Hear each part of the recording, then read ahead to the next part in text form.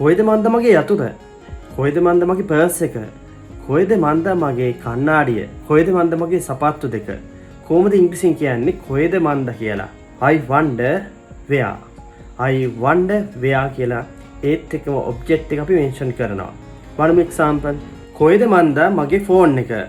I wonder where my phone is. කොයිද මන්ද මගේ සපත්තු දෙක?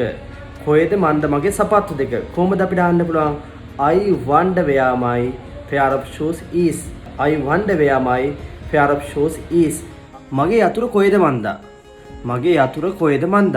කොහොමද අපිට ඔය කියන්න පුළුවන්? I wonder where my key is. I wonder where my key is කියලා කියනවා කොයිද මන්ද මගේ යතුර?